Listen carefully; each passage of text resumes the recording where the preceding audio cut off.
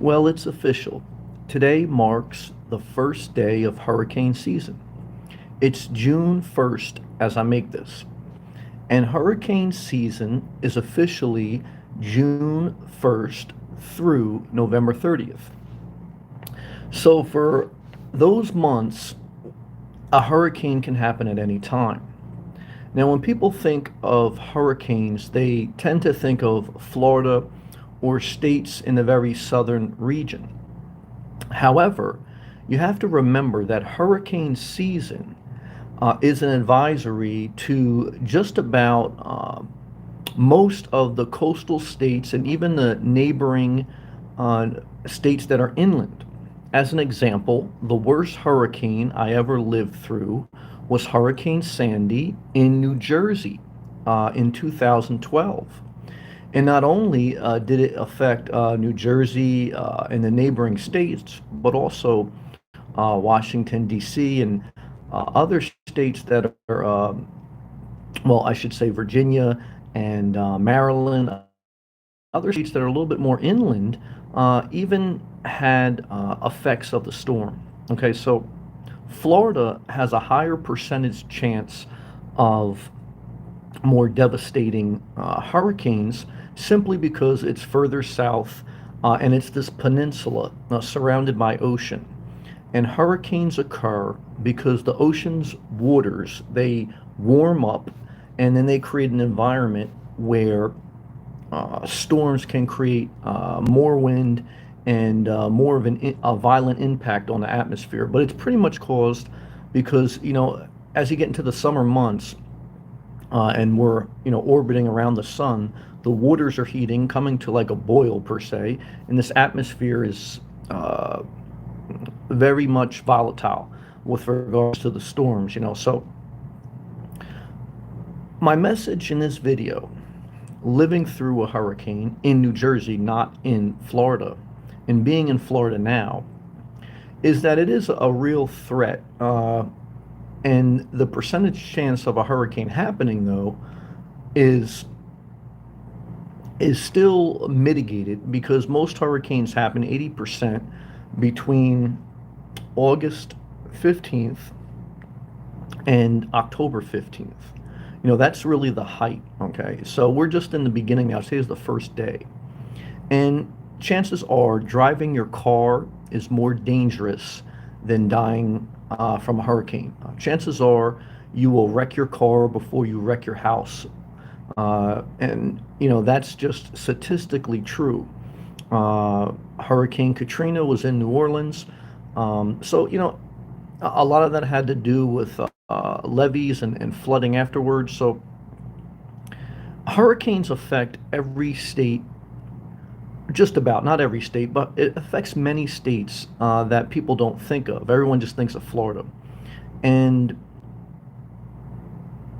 the risk is there, but the risk is still smaller than many things most people do. Now, is it time for me to leave Florida? Is it time to anyone to leave Florida when it gets to hurricane season? Good to see you, Andre. Good to see you, Mary Taz on the live chat. As you guys enter, please click the thumbs up, leave a comment if you're a member. Love to you.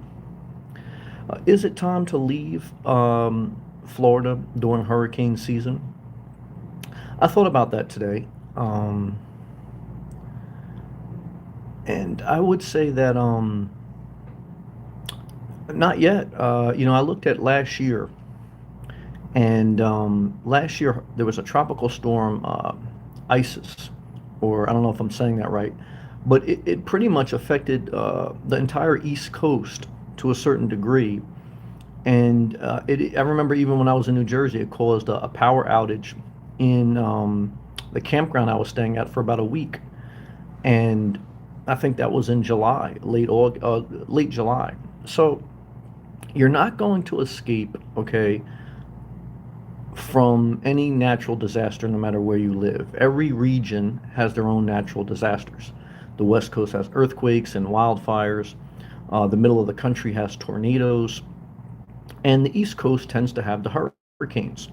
So, you kind of pick what you're willing to deal with, and then you just remember the risk reward or the risk mitigation. Again, you remember that the most dangerous thing you'll ever do is drive. Driving is the most dangerous thing that most humans will ever do. And most humans don't think twice about jumping in their car, going on a road trip, or just going to the store. And I've made videos that, to me, living on the road, that's been the most thing that I worry about, the most dangerous thing. Mary Tops, she says, I was on Myrtle Beach during Cat 2, not fun. I can understand that. Yeah, I mean, in one sense, I love the idea of the RV lot because I would never have to worry about damage to the property. In the other sense, living in an RV, when there's even a tropical storm and there's high winds, whether you're towing it out of town or whether you're living in it, it's a lot more weaker and vulnerable than a condo or a regular house because it's just the nature of the construction materials that are used to build it. So it's something that I consider too. Adam, good evening. Good to see you, man. Shout out to Michigan. I don't think Michigan has to worry about hurricanes. You just probably have to worry about the brutal cold winters. Love to you, Adam. Good to see everyone on the live chat. Yeah, so like I said, I was thinking today, my hotel stay is up next week. So I said, well, if I leave in the middle of June and I head north, I pretty much ride the good current of weather. Most people leave Florida too early. They leave in April or May, and it's still cold up north. If I leave Florida in the middle of June, it pretty much is perfect timing where, you get the rains in the afternoon, gets very hot, but up north it starts to get nice. Everything is hot in middle of July, end of August. But the biggest negative, so the positive would be, look, if I do go up north, it'd be good camping weather, at least for a month till we get to the end of July. And I mitigate a lot of risk, and I keep things simple, just camp out of the car or stay in a hotel if I really need to. The negative is I visualized, through my experience of being up north, I visualized my enjoyment and the mental health that I would have fighting the crowds, dealing with the stores, having a little bit of an unpleasant environment that I'm used to. I know the areas by the beach, all throughout the East Coast. I know, whether it's South Carolina, North Carolina, Virginia, or New Jersey, I know the areas that are by the beach because that's where I like to be, by the beach. And it's hard for me to visualize a good quality of life, even with a little bit better, more moderate weather during this season, hurricane season. But it's something that I'm considering. But I could definitely see me, though, still staying in Florida or even still buying the home base because the risk reward, and even today was the first day it rained in the afternoon in about a month or so. And it rains for anywhere from 15 minutes to a half hour, in most instances during wet season, which that's kind of what hurricane season is. It's a tropical environment. And it stops. Is it more humid now? It's getting a little bit more humid.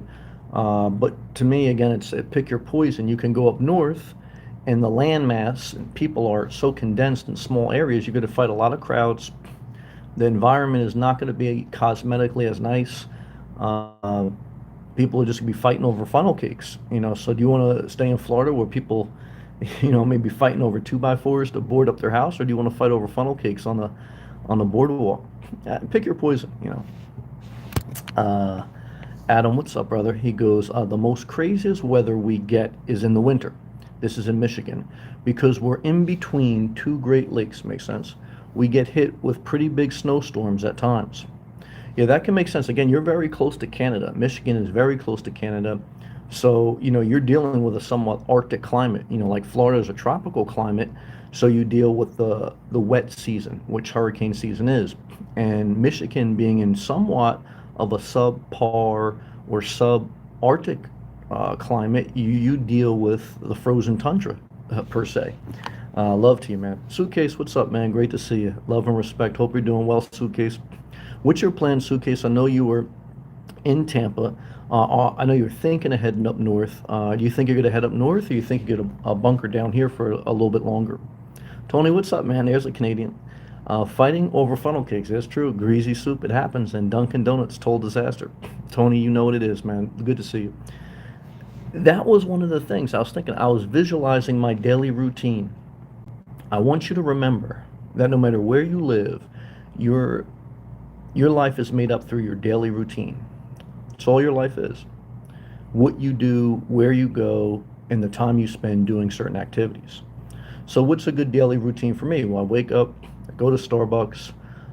Sometimes I go to the gym in the morning. Sometimes I go in the afternoon. Then, if it's a work week, I'm doing my laptop, whether it's in a hotel, Starbucks, or a beach park. And I like to take breaks and go for a walk in a park. At the end of the day, I like to dip in the ocean and go for another walk and just be around the beach. So now in hurricane season, it's true that some of the rains and some of the extreme weather will tamper some of my daily routine. However, if I go up north, the winds will be a little bit lighter, the weather will be a little bit better, but the daily routine will be disrupted through there'd be more crowds. The people are not as friendly up north on average, it's true, and the environment is not as inspiring for me personally. Um, so it's a tough thing. I like being in Florida in the summer in one instance because it's less crowds. Um, and there's so many beach parks, there's so many parts by the coast that you can be. Everyone's not packed into one little area. And I need my space to keep my mental health in a good place. I need to be conscious of my environment, how much crowds are around, the people. The main thing is like, in Starbucks at the Jersey Shore in the summer, or even in Virginia Beach, which I've been. South Carolina's okay, but there's nothing going on. You're not really going for a long beach walk. So you have to think about how your personality is, and you have to think about putting yourself in the best environment for your best daily routine. Now, it may be up north for me. I mean, I looked at that. I said, well, I get the Thousand Trails camping pass again, just the basic one. Could do that, plus supplement it with some hotels, and then just kind of ride the good weather. But really, ideally, I would still like to stay in Florida till the end of the summer, barring a major hurricane, and camp up north in the fall and make that my one yearly visit. That'd be ideal. But like I've always done, I'll just keep all my options open till the last minute, till next week when I check out, and that'll be what I'll do. Keith, $10 super chat. Thank you, brother. Enjoy my days off. Did self care today, every day. Did some work on my hobby. Good. Indiana has been mild, but earlier went 23 days with no sun. Well, you need vitamin D. Thank you, Keith. You need vitamin D. It builds your immune system. It boosts your endorphins in your mind, mental health. Even people said statistically too, it helped with COVID. But keep doing self care. That means no naps, good sleep cycle. Try to eliminate any alcohol or drugs. Eat relatively healthy, exercise, masturbate, and have a hobby. Thank you, man. Thank you. Suitcase. First week in July, I plan to burn rubber. That's a good attack, man. I would say too, suitcase. Um, yeah, try to avoid certain areas during July 4th weekend. July 4th weekend may be a good weekend to travel. If you can just avoid some of the tourist spots. I think about that. When I usually go up north, sometimes I wait till Labor Day weekend and you have an extra day to travel.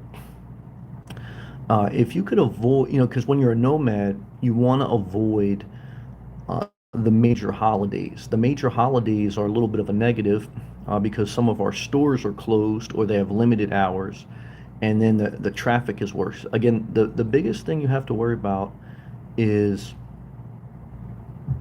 the biggest thing you have to worry about when you're a nomad is driving, being on the road more. It's very dangerous.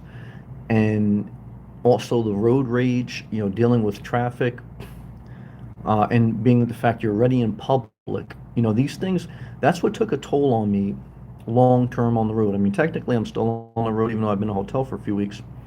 And that's the difference between going on a 3 week camping adventure versus a 3, 4 year lifestyle, is the toll of the lack of solitude. So you have to be very careful to protect your well-being.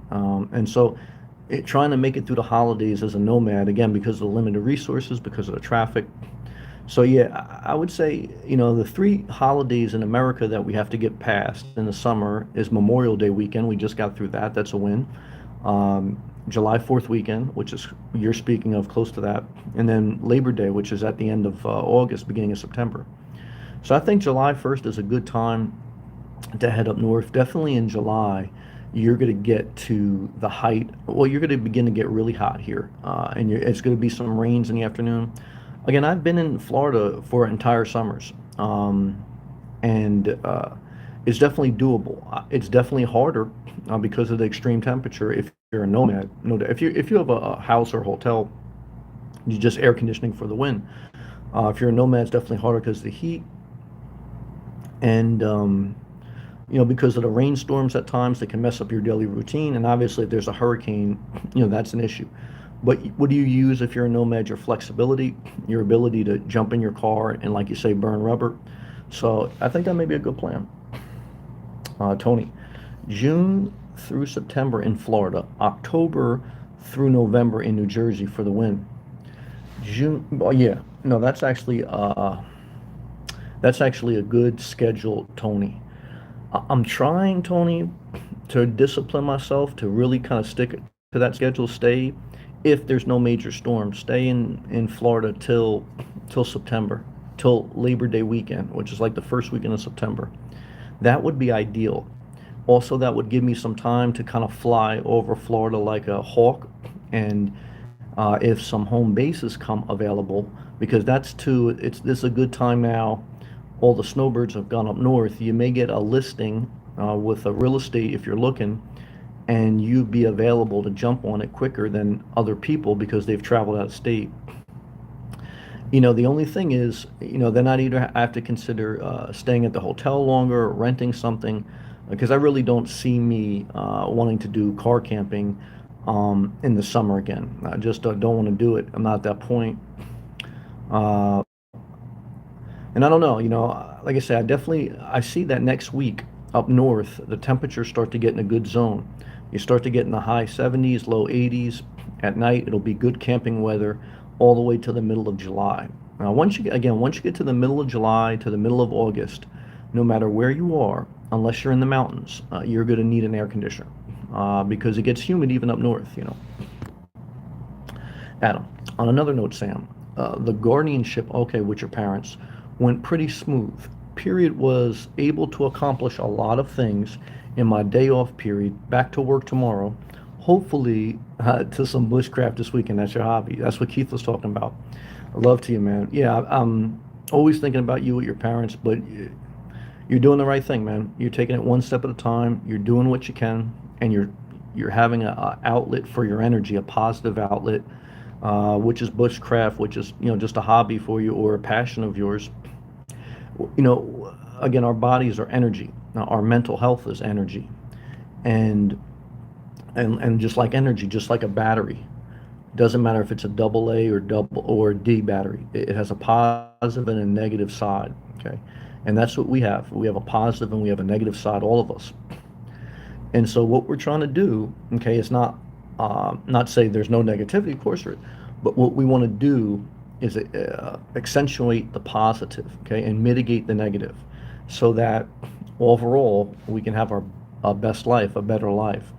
So we live a more positive life by focusing, doing some of the things we don't want to do, and then also remembering to incorporate our hobbies, our interest, our exercising, our eating habits, all in a positive way within our daily routine.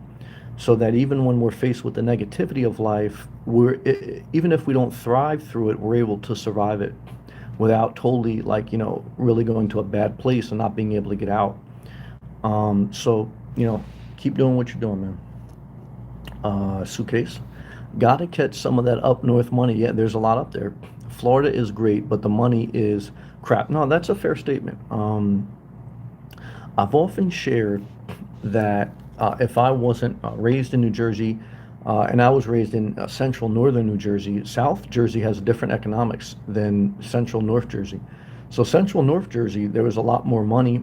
It's closer to New York City, a lot more opportunity, and that really allowed me a lot of, just allowed a lot of people in that area to have a lot of opportunities. And so certainly, there's always going to be a spectrum of economics. There's always going to be um, some areas that have worse economics than others, and everyone has their own individual experience. Two people could be brought up in the same town, and one brought up in a poor family, one in a rich, and so certainly there's going to be different experiences. But certainly, like I always give the example, I was brought up in a household with two other siblings, and we all took different paths. We went to the same schools, same parents, and same thing with my friends. Some of them had the same opportunities, just took different paths. And even within their family, whether poor or rich, some of the siblings did good, some of them didn't. So life is not exact science. You can't just say because you were born XYZ, XYZ is going to happen. There's certainly risk factors. Obviously, there's higher risk, but back to the main premise of what Suitcase was saying, which I agree. Statistics show that most of the money concentration comes from the New York City area into the surrounding areas, New Jersey, Connecticut, tri-state areas, what they call it, and California. And Texas, there's levels of Texas and Chicago. Those are the four major hubs of America: New York, California, Texas, Chicago.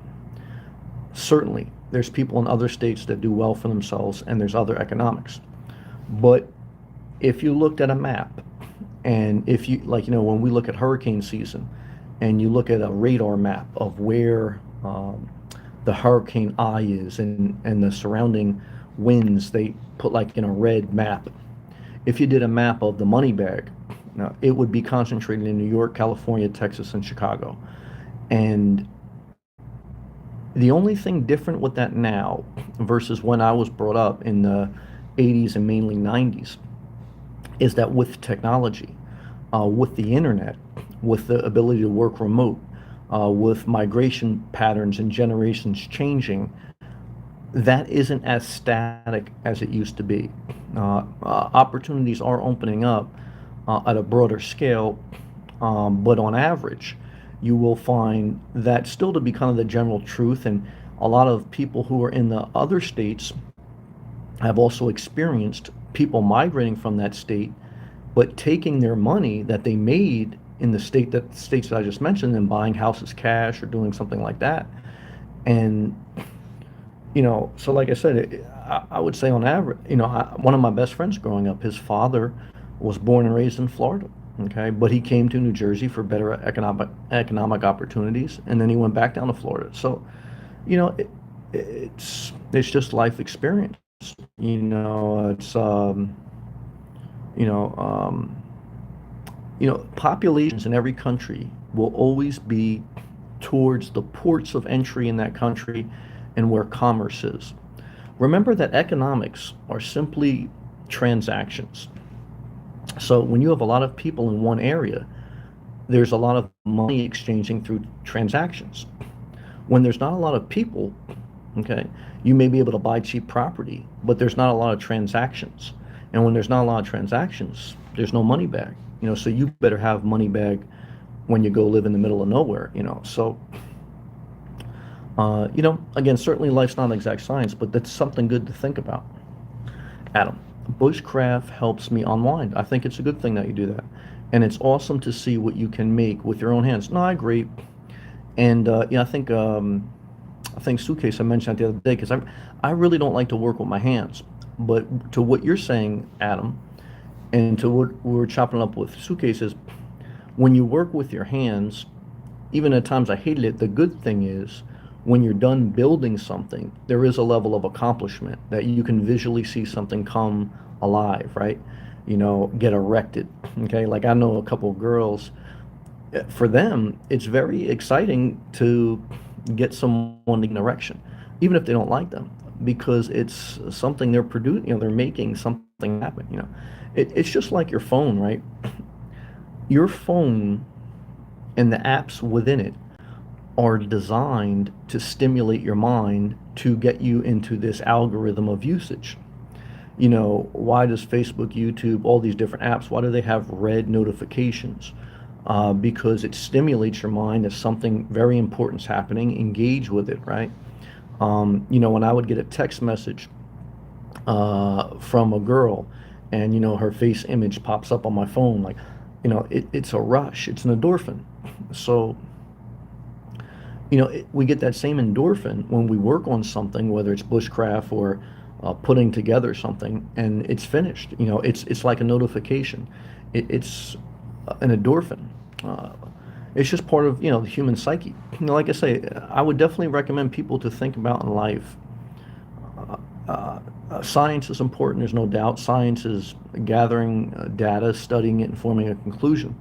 And then also, what's very important in life is understanding the human psyche, understanding human nature um, at a basic level without going too far, uh, and without using it to like justify or to bash other people. Like, oh, that person's a narcissist or this.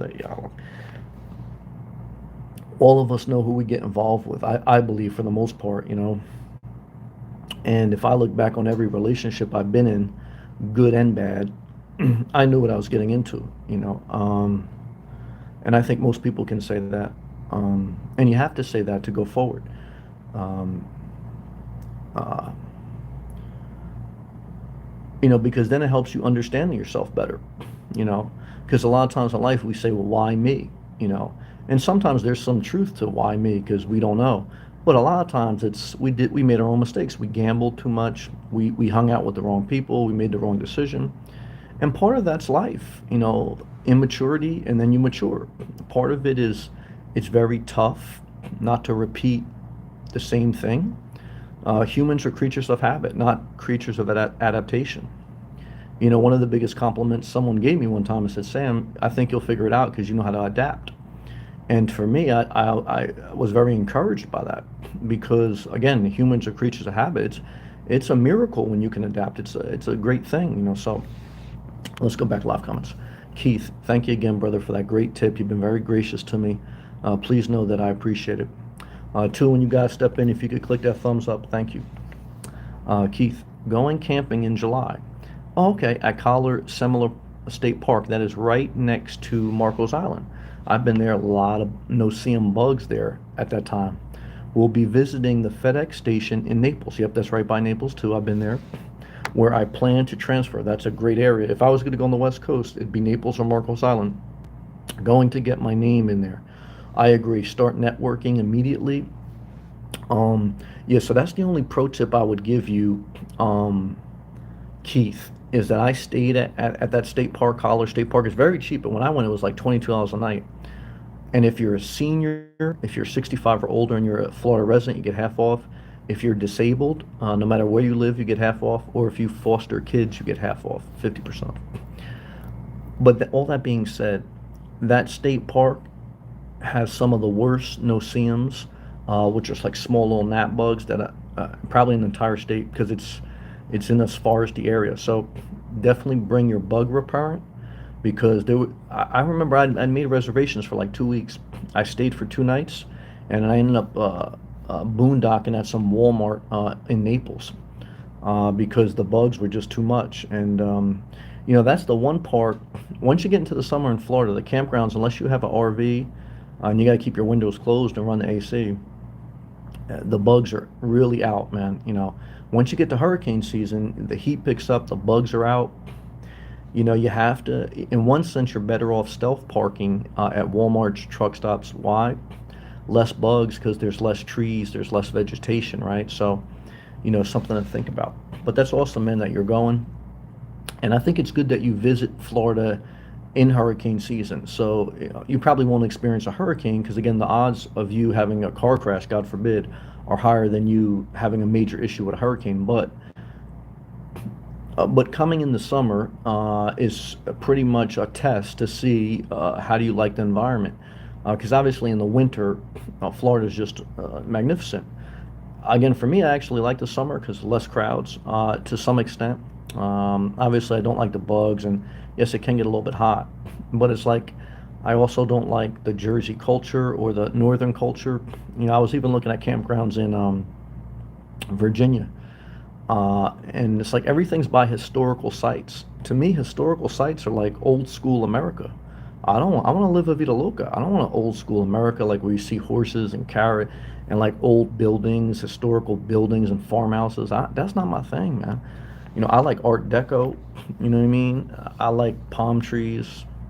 I like contemporary. I don't like old brick, historical Duke emoji. You know what I mean? Hopefully you guys can hear me. I'm trying to be a little bit quiet. Click the thumbs up if you can hear me. Twister, what's up, Sam? Twister, great to see you, man. Very positive too, man. Appreciate you, Twister. Thank you. My man Howell, how are you, brother? Great to see you, man. Appreciate you, Hal. Hal goes, killed the screening interview today. Awesome. On the phone. Okay, you did a phone interview. Tomorrow at 10 a.m., I have an in-person. I'm glad you shared. I'm going to put a reminder in my phone, pray for you. The hours are 6 a.m. to 4 p.m. Those are prime business hours. And that's, oh, wow, starting salary 60K. I will kill the interview. Well, that's a career. If you can make over $50,000 a year, it's a career. You know, again, when you don't have a career opportunity, take any opportunity. And I've done it. I don't care if you work at retail, DoorDash, whatever, clean houses, do side work. But obviously, keep pushing for a career so that you can, make the most of your abilities. And like I always told you, Al, you have abilities, great abilities. And, when you're in a survival mode, do what you got to do to survive, but don't sell yourself short, because if you're going to work 40 hours, you might as well maximize your earning potential. And what you find in life is it's actually easier work after you get used to it than it is, like sometimes there's a myth that, oh, if I work a basic job at Walmart or Home Depot, that it's not as much stress as a corporate job. When you're the low person on the totem pole, man or woman, guys, shit runs downhill, okay? So when you move up in your career and when you go higher up, yeah, there's more responsibility, there's more stress, but also over time, there's more perks. It's easier. Yeah. I could say in many ways, it's easier now for me in my career than it was 15 years ago. So, but that all comes through applying yourself, getting some certifications, being there when the company needs you, et cetera, right? Because, no one's just giving away stuff. But like I told you, if you ask me to give you basic career advice, number one is just show up, because most people will not do that, not consistently. And then number two is stay out of trouble, just be a positive person. Most people won't do that long term. And then number three is pick up a couple certifications and, apply for a job over time. After you've been there a couple of years, apply for a better job, whether within that same company or then you can look to go to a different one if you needed to. I'll be praying for you, Hal, man. I'm believing in you. Suitcase. Would like to build a business here in Florida? Okay. Once I build the right dollar amount weekly, I'd be good here all year long. Yeah, I agree with that. Florida for the win, but no, I agree with that. Well, one is I love that you have a vision for what you like to do, and where you like to live. I think about that suitcase and everyone. I think about, what makes our best life. One is health. We got to take care of ourselves physically and mentally. And that's what I've been saying to myself, Sam, how are you going to deal with going back up north for me? It's not just a climate thing, it's a mental thing, because the environment, the people, the energy, it's not bad per se, but it's different. And I have to think about, do I want to go back to that? Especially in parts that I visited, are very crowded. And I kind of just don't want to go back to that for my mental health. I could do it, but I don't want to. So I have to give that thought. But I'm saying all that to say, if you can build a lot, I remember I heard this actually, Caitlyn Jenner said this, Bruce Jenner, the Keeping Up with Kardashians, and I think it's wisdom. They said it on an episode of Keeping Up with Kardashians. He said that his father always told him that a key part of life is figure out where you want to live, then figure out how to earn an income in that area. And then once you do that, you've figured out a big part of life. Because no matter where you are in life, your life is just your daily routine. So really all you're trying to figure out is where do you want to have your daily routine, what environment, and obviously how can you earn money because you need money to survive, right? So, now I'm in an interesting dynamic where I worked hard and I prayed and I really tried. I could work from anywhere with an internet. I could work from China if I wanted to go to China, if I wanted to go wherever, Italy. I don't want to. And that's what I think about the home base. But I also thought about today, for hurricane season, do I want to mitigate risk and travel up north? I mitigate some weather risk, but I think I put a little bit toll on my mental health. But I don't know, I'll see how that goes. But hopefully me talking this out with you guys and you sharing, we figure it out. Twisted. Hell yeah, Hal. Yeah, pray for Hal, man. That's awesome. Suitcase. My manners. Hey, everyone. Nah, it's all good, Suitcase. Love to you, man. Appreciate you. Hal. Thank you, Twister. Suitcase. I know when I leave, I'm going to miss the beach vibe, definitely. And vibrant colors of the building. Yep, I just love it here. Yeah, it's definitely Florida for the win 90% of the year. I don't think anything in this world is 100%. Obviously, if you couldn't work remote or if you couldn't travel and work, then yeah, you want to pick whatever's 90% good. And I think Florida for the win, no doubt. Even as you travel up north, for me, my inspiration levels go lower. Except in the fall. I will say the fall, it's a nice drive. And I will say, I am considering even going there in June, in the middle of June here. I don't know. Again, hurricane season is nothing to fear. Again, Hurricane Sandy happened in New Jersey in October. Most hurricanes happen in August and September. When the ocean's temperatures warm up, and the longer we get into summer, the higher the average temperature in the ocean rises, and the more storms are created. Okay, now the storms usually originate in the tropics. Okay, and then they migrate their way up. So Florida obviously is at a higher risk, okay, than New Jersey, but there's still a risk, just like we learned last year with Tropical Storm Isis, etc. Suitcase. Just don't go to Louisville, Kentucky. You ain't got to tell me that. Terrible camping and no public parks, total disaster. Yeah, Kentucky's definitely not on my list of places I don't want to go inland. But I will say this. There was a couple people that I met online from Kentucky, and you never know who people are, but they were very nice to me. And I hate to say this because I don't know if it's true. On average, but I don't know if that's true, but it does seem a little bit that the southern states are a little bit more hospital, like I say, southern hospitality, and the more you get up north, there's a little bit more of an edge. Now again, though, I will say that you never know someone, though, even because someone could be nice to your face and be a backstabber. So I don't know if that's a true statement, but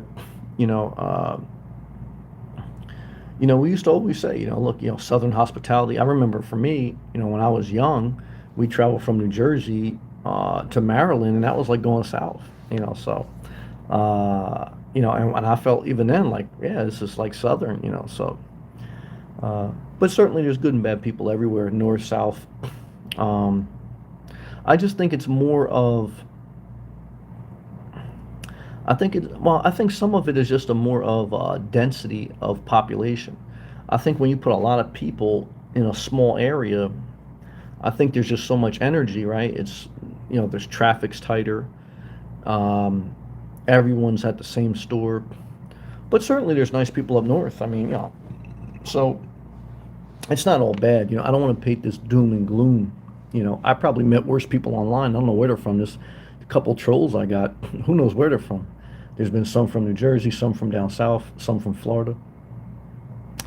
But I've met more positive than negative from all over, from Kentucky, from Florida, from New Jersey. So, I'm trying to be conscious of talking more to those who are, none of us are all positive, but those who are trying to go forward in life, because the majority of people are.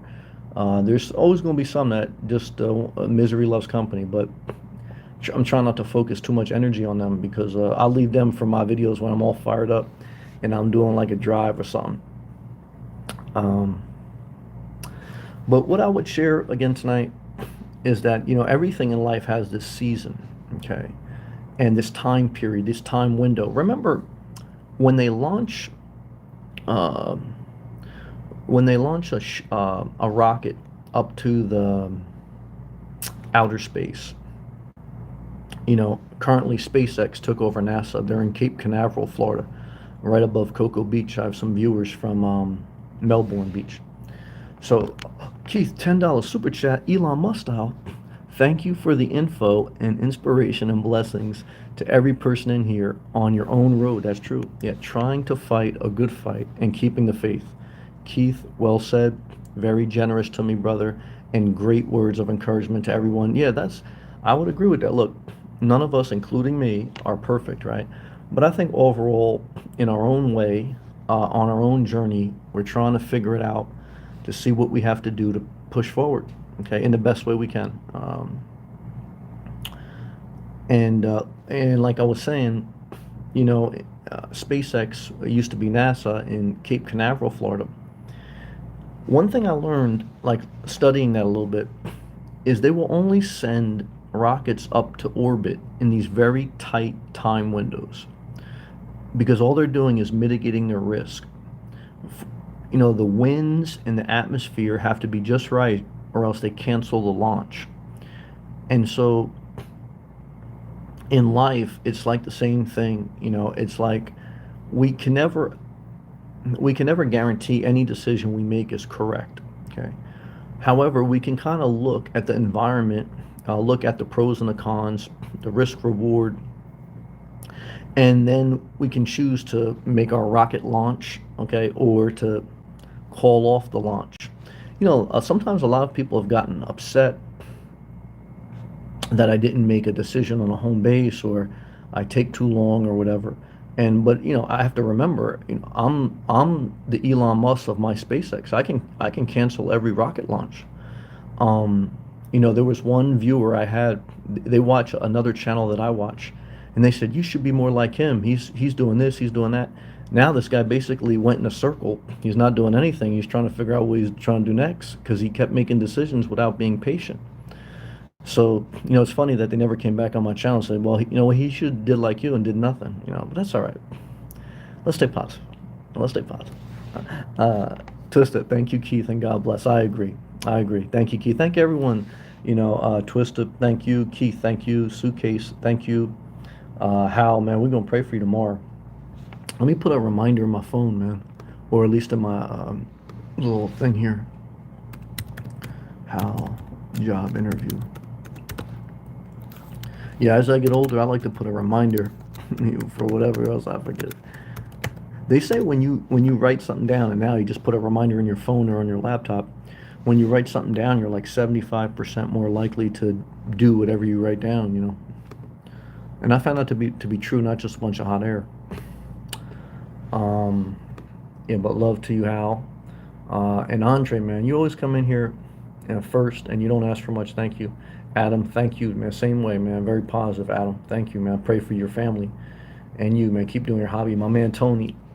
Tony's got a great attitude, man. He's making that money, doing good for himself. And Mary Taz, I almost forgot. Mary Taz, love to you. Mary Taz looking for a home base in Florida like me. Be patient. Be patient. It'll come.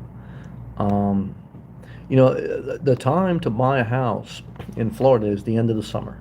August and September, there'll be more things. And that's what I've been thinking too. Like, Sam, just stay during hurricane season, or at least till, like my man Tony was saying, till September. Because for me, I am in the housing market. I don't know if I'll ever buy something. I was thinking about today, and maybe I'll do a video about it this week. Maybe I live a hybrid nomad life. Sometimes I do rentals, sometimes I do Airbnb, sometimes I do hotel, and then sometimes I just stay on the road. Flexibility is my friend. However, like I said, the only negative with that, and I'm going to do a video tomorrow. I already made it. I'll upload it. If you're a YouTuber, I want to give you a pro tip. I always tell you that consistency is your friend. So if you're going to upload every day or once a week, always have your videos made in advance. So if you're going to do a video once a day, try to have 3 days worth of videos lined up. That way, because creativity comes in waves, and you need to document when you have a wave, or at least write the idea for the video down, or whatever, and do it in advance, like homework. Do your homework in advance, and have it ready to go, because the next day comes and you don't want to be pulling for something to speak about. This is what I learned, because in the beginning of my channel, I didn't know this, and I didn't follow this advice. I'm trying to share with you guys, because I know some of you want to make YouTube a side hustle. And that's one way that can help you. At least, it helps you keep. The hardest part about YouTube is like any other job. It's a side job. One is, for most people, never be a career. But like any other job, I always tell you, the first step is just show up. Because if you don't show up, nothing's going to happen. And I think that statistically, I think they do even say it. Look, if you upload videos consistently, you still may not go anywhere, but YouTube gives you a little bit more push. They recommend your videos a little bit more, because they say, because look, they're just like an employer. They say, well, can we count on this person to make content? And if they can't, then, they may not hide your videos, but they may not recommend them, because they're looking, it's just an algorithm. It's not a human looking, but the YouTube algorithm is looking to see, okay, the data points, upload daily, upload weekly, and they look at a track record in this mathematical software program. And then they're looking at, how many thumbs up, click that thumbs up. That's why people say click that thumbs up. They're looking to see the amount of watch time, the amount of thumbs up, the amount of uploads, the engagement, the amount of shares, share the video, who subscribes, how long does it take them to subscribe. And they have this mathematical formula within the software, and the more these metrics that are met, okay, then the more they push your video. And once in a while, the metrics go crazy and the video goes viral. But I'll give this example, right? Even if you have a video that goes viral, if you don't keep producing content, that one video go viral, but that'll be it, so you still have to do. But like I say, there is a season for everything in life, and we are in the season, at least as I make this video, from June 1st through November. I put October in my live feed. I'll have to adjust that. So, I don't know. I don't know what I was thinking. Yeah, that's right. Somebody corrected me too. Yeah, June through November is hurricane season, and but remember, that doesn't just affect Florida. It affects the entire East Coast. Affects Louisiana, the Gulf of Mexico, and even the neighboring states inland. Alabama, etc. And as we get deeper into the summer, it's a higher risk. So you just have to remember that. Keith, when you're 60, you got to have a reminder Yep, to me.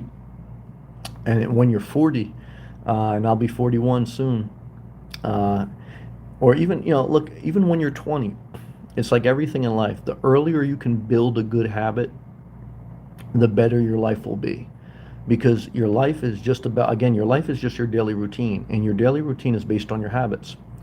Like, it was funny, like coming up, one of my sister's friends, who I still consider a good friend of mine, they were the older heads, and they were teaching me, they were teaching, I was drinking with them, smoking cigarettes with them and stuff. And I don't know, one night we were playing some game. I didn't know the game. I was a young kid. I was drinking, smoking. I was just trying to be cool. And it was a game called Bad Habit. So if you said something, if you cursed, or if you did something, I don't know, if you didn't say bad habit before someone else hit you, you get hit. So I don't know what I did something. I must have cursed. I did something. And we were all drinking and smoking. It was just stewing, just to see who could get hit. And so this one older kid, I did something. He was like, "Oh, you didn't say bad habit, Sam." So then he hits me in my stomach, in my sternum, and it was the first time ever. I don't know what I was like, 12 years old.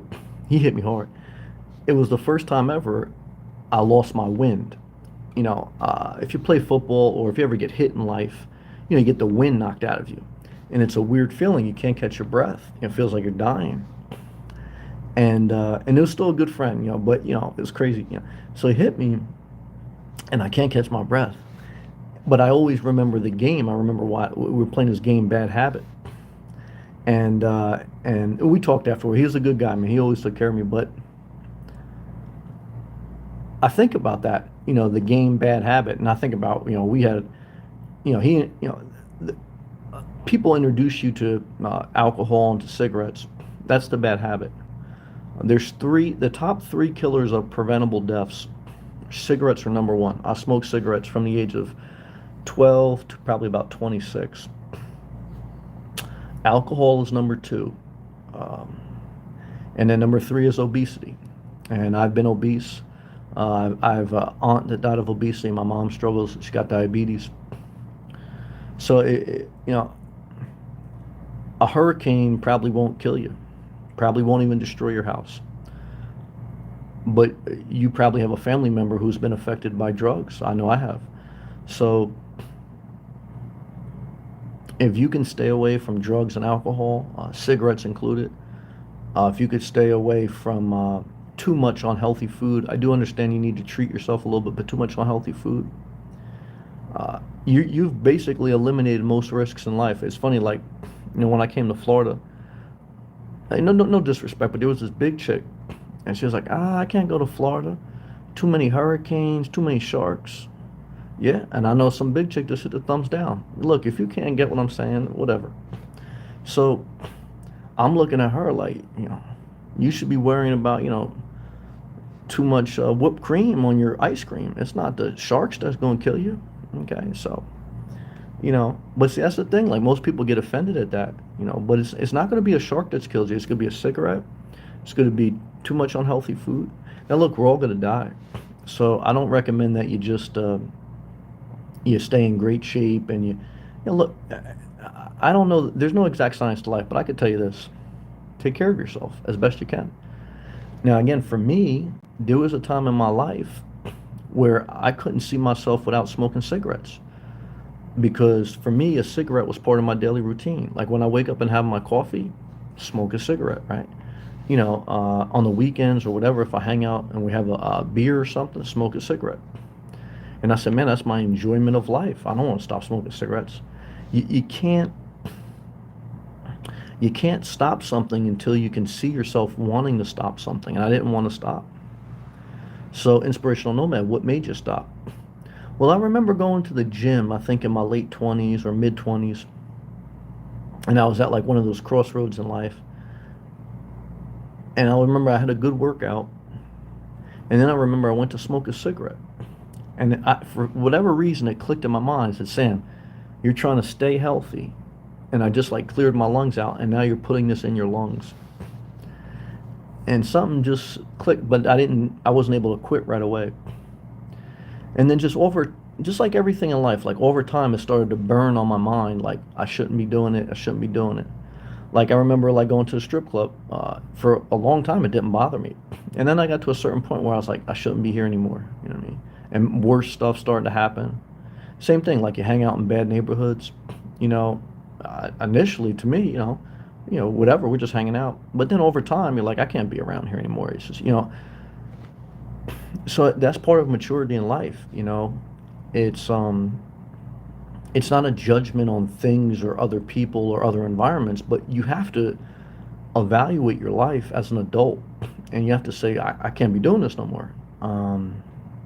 Not easy, because humans are creatures of habit, not adaptation. So you have to adapt. If you don't, you will just your life will be your habits. Now, is it bad if you stay in a strip club, you stay smoking, you stay doing whatever in bad environment? No, look, everyone has their own life. I'm just sharing my life. I'm no one's father. I don't want to be anyone's father. I'm just a guy broadcasting from a hotel. and sharing my experience in life and my perspective. Um, and, just like I share my deep passion for Florida, and for whatever, some people don't have that passion. Some people have a different passion in life, different purpose. Part of that journey of life is we're all figuring out, what makes us tick, what's worth it to us. What are we willing to risk? Are we willing to cut some years off of our life for a cigarette? I understand it. I have a great friend right now, smokes cigarette. I think he's awesome. He hard worker, great guy. So, um, I risk being on the road. I mean, right now I'm in a hotel, but for 4 years, a lot of people told me, Sam, why are you doing that? It don't make sense. Rent something or, just get something cheap. And to be honest, it would be less risk. I mean, that's kind of where I'm at now. But in the beginning of my journey, I didn't care. I wanted to take more risk. Um, so, again, I can't preach from this high soapbox because we all have our right to go on our journey and take as much risk as we want. And we should, one is you're never going to change until you want. And, I share on YouTube, but I would never get into like telling someone what to do as far as like in personal life. We share on in YouTube, and sometimes we talk about I wouldn't do this, that, but like I said, we're just chopping it up. But bottom line, we're all just kind of choosing what's worth the risk and what's not. For some people, it's worth it to risk buying Bitcoin. For some people, it's not. For some people, it's worth selling everything and moving. For some people, it's not. For some people, it's worth to get a divorce. For some people, it's not. For some people, it's worth having a child. For some people, it's not. Um, so it just goes back to, right? I mean, you say, well, all these things kill you. What about finances? Well, I always tell you guys that the number one way to become poor is just have kids, because every time you have a kid, you got to increase your income. You're increasing the amount of people you have to support in the house. But obviously, I know plenty of people that one is just through sexual act, they had kids, and two is they like kids, they like family. Um, so who am I to tell? Everyone has to figure it out. So should everyone be alone? I don't think that's the answer, but I think a lot of people would do good to be alone. It's, all right, I went on a way too long tangent there. Sorry about that, guys. Suitcase. Sam, since I've been consistent, my channel has grown, to almost 100 subscribers. There you go. In the last 10 days, yeah. Look, if you show up, even if you suck, you're going to do better than someone who doesn't show up. Why? Again, if you're not doing something, you're not getting nothing. If you're doing something, again, it may not go fast, but it'll go better than if you weren't doing anything. So, that's, as I always try to look at life and say, what's the simplicity of the lesson? And the simplicity of trying to accomplish something is, step one is show up. Most things fail, but you're guaranteed failure if you don't show up, because nothing's going to happen. So, I keep going. Twista laughing good. Keith's laughing good. I don't remember what I said. Keep it up, Ray. Hey, keep it up, Ray. Sam, we love you. Well, we love you too. Keep it up, Ray. All the dudes want to get with you. That's why they stalk you on Instagram. What's your TikTok again? Keep it up, Ray. Promote your TikTok. Don't forget though, when you promote it, there's gonna be some guys trying to get with you. But yeah, don't be scared to put your TikTok in. I still haven't downloaded TikTok. So like I said, I really don't consume much. YouTube is the biggest thing I consume. In my downtime when I like entertainment, I like watching YouTube videos. I look at a little bit of Instagram just for hot chicks. But like even there was this one chick today that came up on my Instagram, and I just have like a burner Instagram account. I don't have like a Instagram account like my real name. But I saw this one cute like Instagram model. So I said, she's cute, some visual inspiration. And then I looked at her pictures, and she had a picture. She was from Louisiana. Shout out to my viewer, Sabrina. She's from Louisiana.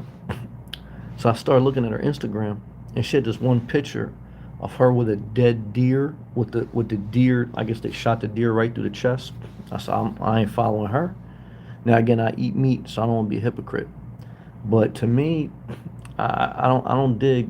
I wish that society just had the fake meat already. Everything's fake meat. You wouldn't even know. To me, I just put a little bit of barbecue sauce, a little bit of hot sauce, and that's it. Because to me, if tofu is prepared right, I just have that with some, fixings on that. So, um, yeah, I don't like killing animals. But again, I'm a little bit of a hypocrite because I'll eat some chicken and stuff, and some fish.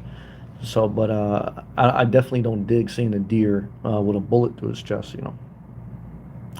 So don't forget, I feed squirrels, guys. So, uh, some people shoot squirrels. What a disaster.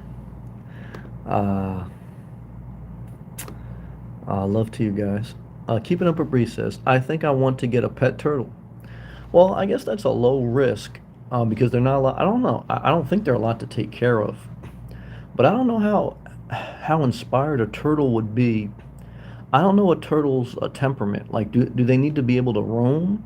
Would a turtle really be happy in a cage? I don't know enough about turtles. There's a lot of sea turtles in Florida.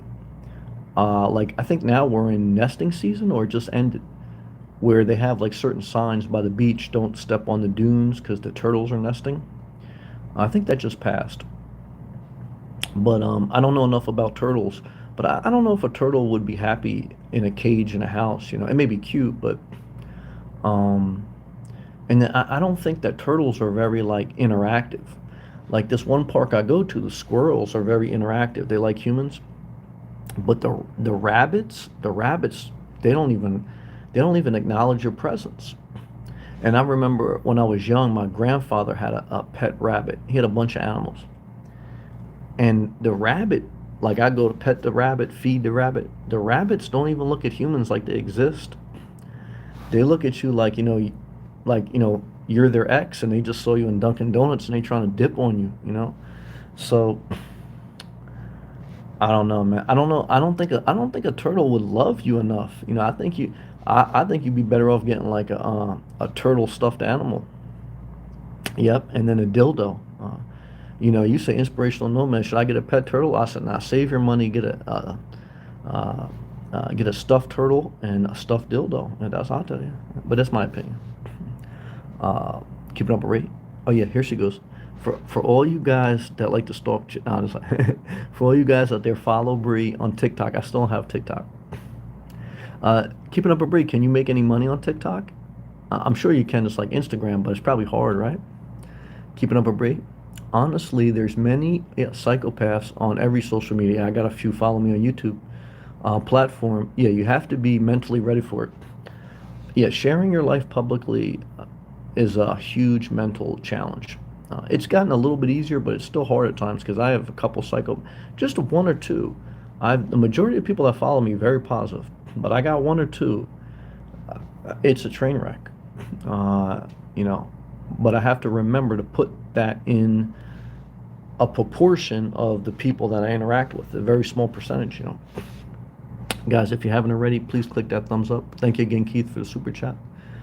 Um, Twisted, no hate on TikTok, but I stay away from it because I found it can easily burn. Okay, yeah, 6 hours just watching girls shaking that ass.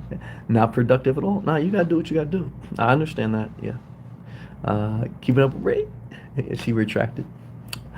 Keith's laughing at Twister. Yeah, I know that's right. Yeah. Yeah. Suitcase. I don't want pets because I figure that everything wants to be free.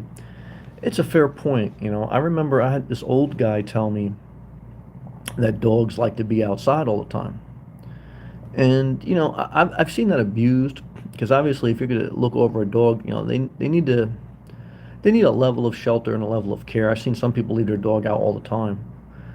But I would definitely say that most animals need a lot of outdoor activity. But there's some, especially the smaller animals, they do well inside. Uh, but certainly, it's just a lot of responsibility. That's the bottom line, though.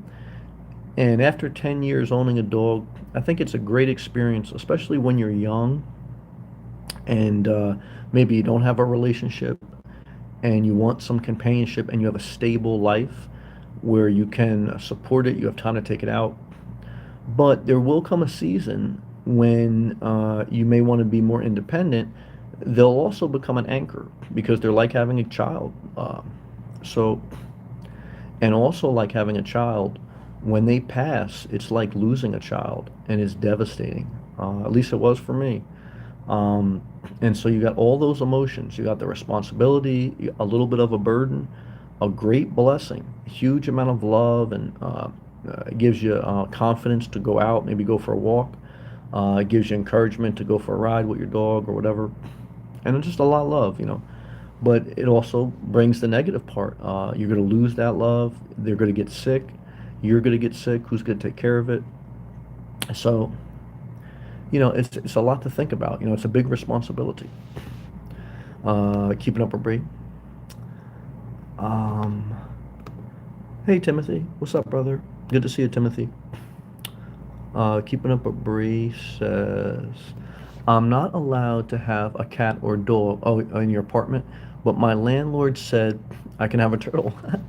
And I convinced her that it won't bother anyone. I hear you. It's a very low maintenance. I'm definitely doing my research. Okay, yeah, I don't know much about turtles. That's funny though. Uh, keeping up a breeze says, yeah, beautiful 3X. Sam, follow my, when I download it, I will. Just make, yeah, I'm gonna have to do a burner account and follow me. I will. I think I'm pretty funny. I will. Yeah, look, let me remind myself to do that too. I gotta pray for Hal. I gotta make burner TikTok account for Bree. Follow Bree. Okay. Uh, uh, Timothy, yeah, good to see you, Timothy. Love to you, man. Keeping up with Bree. Honestly, my TikToks are just about me. Um, uh, wait, where? Yeah, just about me being funny and goofy. Well, you know, every guy's fantasizing about you, and some people actually really do find them amusing. Try to stay away from politics. Yeah, that's always the that's always the hot rail that gets you on any social media. Once you start talking about politics, religion, or whatever, it goes crazy. But I do it from time to time. I don't have fun. But you should try to avoid it. Keeping up with Bree. I've made maybe one or two TikToks, but in a funny way about political figures. They ain't funny to people who don't agree, but nothing crazy. I'm not a political junkie or anything. Um, like that, I'm more about fun and happiness. I hear you. Twister. Hello, Timothy. Suitcase at Twister. Have you seen the small waist, cute face challenge on TikTok? Timothy. Hey, Twister. Yeah, I don't know. For me, and that's why I watch free porn once a day or whatever to get that out of my system so that I'm focused when I go in the gym, interactions. I don't know how it is for women. I guess for a woman, depending on who she is, she may not need to do that. For most men, I think they need to relieve themselves because I think you know, I think if not, I think you make decisions based on hormones, not on wisdom. But teach their own. You know, Twisted and Suitcase. I haven't seen that one, but in general, I know the challenges. I don't want to go down that road. Yeah, I understand that. Stay away from it. You know, it's just like if you're struggling not to drink, don't go to a bar. For me, like when I was quitting cigarettes, uh, I couldn't be around someone smoking a cigarette. You know, I'd be like, yeah, you know, bust me down on that. You know, I can't do it. When I was trying to get my health together, I couldn't be around my mom. She was cooking all this chicken one time on the grill, and she was like, "Sam, I made some chicken." She made this big ass, you know, pot of chicken. I said, "Ma, I can't have all that. You know, I can't be around this." I got very upset. So don't put yourself around something that you know you're not strong enough to say no to. You know. Suitcase. I twisted. There's some nice little, yeah. But yeah, Twisted. A recovering addict. You don't need to be around it, and I understand that. Your environment matters, guys and girls. Um, Now everyone has different goals, but always, and that's kind of like what we're talking about with hurricane season. And then we'll end this live feed. Don't put yourself in a bad environment and understand the risk reward ratio. Now, hurricane season, there's an environment that gets a little bit dangerous, okay? Mainly in August, September, and into October. Again, it's still more risky to drive a car, still more risky to do a lot of different things. So it's not this event, or it's not this time period where you have to drop everything and leave Florida. But it's something that you need to be conscious of. It's a risk of living in Florida or coming to Florida, but every state has risk in it. So, Twisted, I completely agree. Not just some, but a lot. But as a 22-year-old about to graduate and start a career, I want to stay as far away from as possible. I agree. Suitcase says, my bad. No, we're all on our own journey. Whatever works for everyone. But love to everyone. And I want to thank everyone for the positivity. Thank you for sharing. Suitcase says, you're a good man. I'm just telling you of my situation. Yeah, everyone's on their own journey. Like I say, guys, don't be scared to share your journey, and don't be scared to say no if something doesn't align with your journey. Like I said, guys, if someone offers you a drink, say no. I remember that whole campaign in the 80s, just say no. Now, I didn't. Now, thank God I never got involved in hard drugs, just liquor and cigarettes and some weed. But what I could tell you is peer pressure will destroy your life. With alcohol, with buying things, with trying to be cool. And at the end of the day, if you get locked up, if you go broke, or if you get an addiction, as much as people say they love you, they're not going to be there for you. That's my experience. And even if they're going to be there for you, they should have been there for you by saying, don't go down that road. But again, it's everyone has their own road. So respect and love to everyone taking their own road. Because again, some people say, I don't want to go to Florida because that road is too risky for whatever reason. Again, I think some people rationalize that in their mind because they just don't want to move. But I understand that we're all on our own journey, okay? And we're just connecting through some common similarities, whether it's minimalism, whether it's the nomad life, whether it's some spiritual realm, whatever. We can connect in our similarities, respect one another, and we can also figure out and do us, whatever is our truth, our way of living. And there's nothing wrong with that. I don't want to guilt trip anyone. I don't want to shame anyone. Obviously, look, I don't want to fight anyone. As I get old, I never really wanted to fight anyone, and not just physically, but emotionally. I like peace. I don't like conflict. Obviously, sometimes in life, you're backed into a corner, and you have to fight physically or emotionally. But as I get older, I realize that most cases, you don't have to. So don't. Because I don't like to feel bad at the end of the day. I don't like to have to feel like I hurt someone or they hurt me. But it is part of the human experience, that we do both. We get hurt and we hurt other people. But let us go forward. Thank you, Keith. Thank you, Twister. Thank you, everyone, tonight.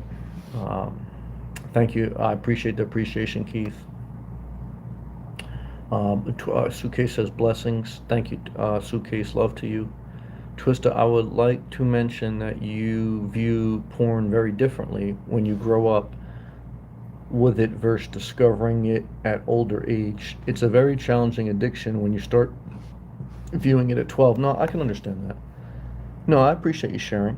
Now, I had a couple guys that watched my channel that did NoFab. I didn't know what NoFab was. I had to look it up. I guess it's people who restrain from masturbation. And at first I said, well, I guess I could understand because there was a season of my life where I got into religion or spirituality that I also felt you shouldn't masturbate.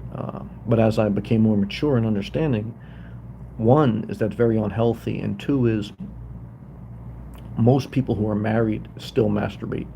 Uh, so everyone though has to come to their own conclusion. But what I found, many people who did no fab was similar to your point, Twister. They became obsessed, like you were talking about with TikTok, and they couldn't stop watching, and their whole day would be consumed. See, for me, I could watch 15 minutes, be done, I'm done. Um, I guess it's the same way with drinking. Some people can drink maybe a glass of wine every night, and it works for them. Some people can't. Um, I don't know about cigarettes. To me, I don't know anyone. Well, maybe there are a few. I used to say that to myself. I said, well, I'm going to smoke a cigarette just on the weekend. But that just never worked for me. I mean, for a while I did it just on the weekends. I don't know though. Everyone's different. But I'm saying all that to say, you're definitely going to look at things, whether it's porn, alcohol, cigarettes, relationships, food, everything, religion, politics. You're going to look at everything different as you get older.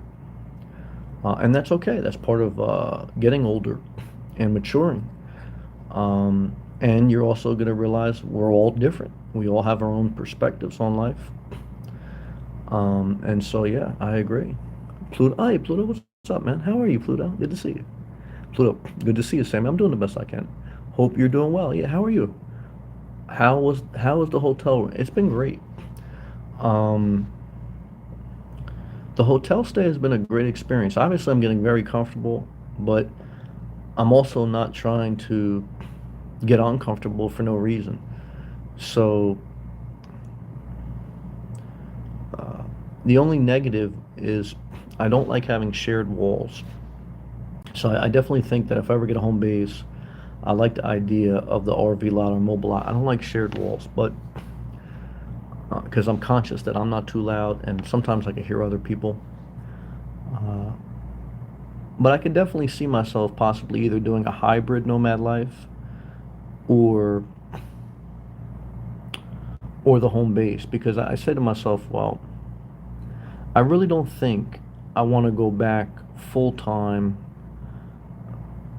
what I was doing, but I won't know until I get back on the road, if I get back on the road. But I would say if I get back on the road next week, the only way I'm staying in my car is if I head up north.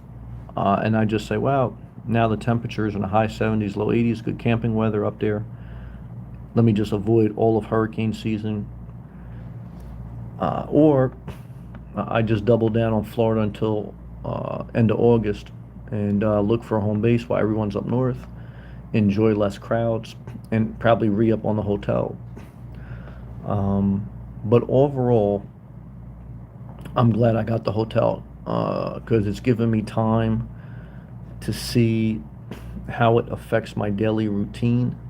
Your life, your life is just your daily routine. Uh, in some, in most ways, I think having a home base, whether renting, owning, even an RV in an RV park or campground, I think in some way having some comfort brings a good balance. In some ways, it does have a little negativity where it does make you a little bit more lethargic, a little bit less creative. Um, so there is a give and a take. Nothing in life has all positive, no negative. Nothing. Um, so yeah, that's kind of my impressions. Twister. No fab is extreme. Yep, I agree. But porn addiction is a real thing. Yeah, no, anything can be addictive. So, like I said, for me, it's not. But for some people, it may be, and I respect it. I respect difference. Everyone's got to do them. Twister. Extended stay. Yeah, extended. Yeah, that's true. They don't really come down much. Most decent hotels, even when you do an extended stay, it's going to be $99 a night, $100 a night. There's some you can get for maybe 70, 60, but they're not going to be in the best areas. and they're going to be a roach motel. So you say $100 a night, that's expensive. It is, but consider this. If you bought a $20,000 travel trailer, okay, and you stayed at a campground for $30, $50 a night, that's like the equivalent of staying in a $99 room, never getting the $20,000 RV, never paying the campground fee. It pretty much pays for like 3 years worth of hotel stays.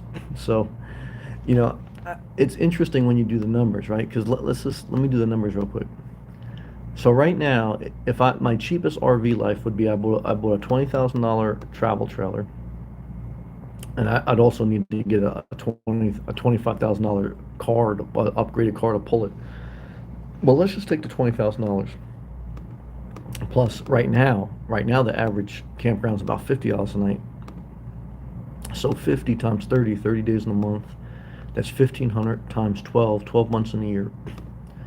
So let's just say 18,000. So let's just say 20 plus 18. Let's say $48,000 divided by 12. I'm just curious. Yeah, that's about $4,000 a month. So, I could stay in a hotel for over a year and I still wouldn't be paying as much as now. Again, after a year, 2 years, then that's when the RV would be more cost effective than the hotel life. So the hybrid model of using a hotel maybe just in the summer or short-term rental, doesn't have to be a hotel,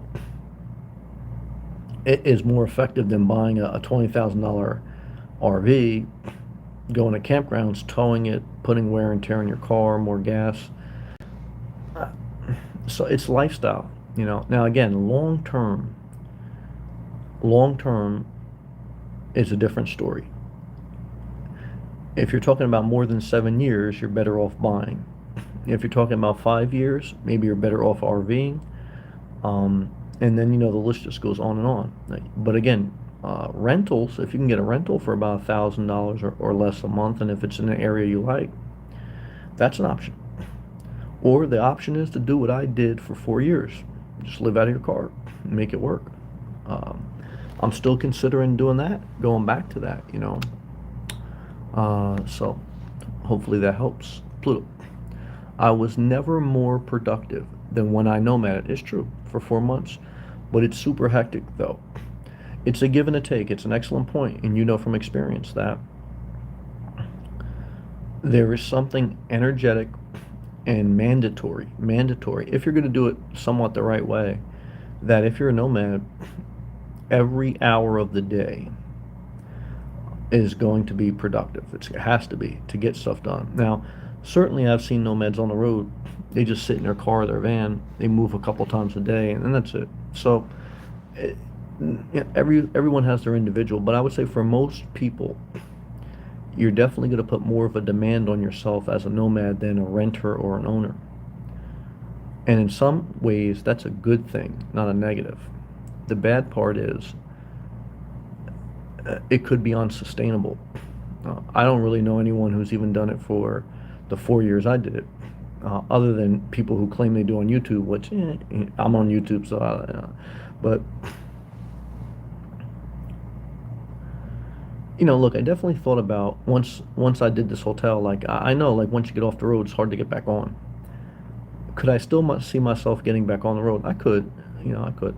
But again, I also have to look at the science, what am I gaining? You could save a little bit more, but I'm taking a lot of risk by driving more, putting a little bit, I like the action, but I don't know, there's some parts about it that, mainly being around the public and temperature control, those are the two things that I have to get back into that mindset, but we'll see. All right, guys and girls, I want to thank everyone who came in here tonight and left a comment. Thank you to all my members. Thank you again, Keith, for the gracious super chats. You've been very kind to me. Thank you for everyone who clicked a thumbs up. Hopefully the video helped you in some way. We talked about some good things. I did the best I could. Remember, I'm not perfect. Remember, if you disagree with something I said, just take it for what it is, guys. I'm just one guy doing what I can do for me. I understand everyone's different. Don't get offended. Don't get hurt. Just do what you need to do for you. Don't hurt anyone. Don't hurt yourself. Try to take care of yourself as best you can. But I understand that we are all just trying to figure out what we can do. Okay? Thank you, and thank you.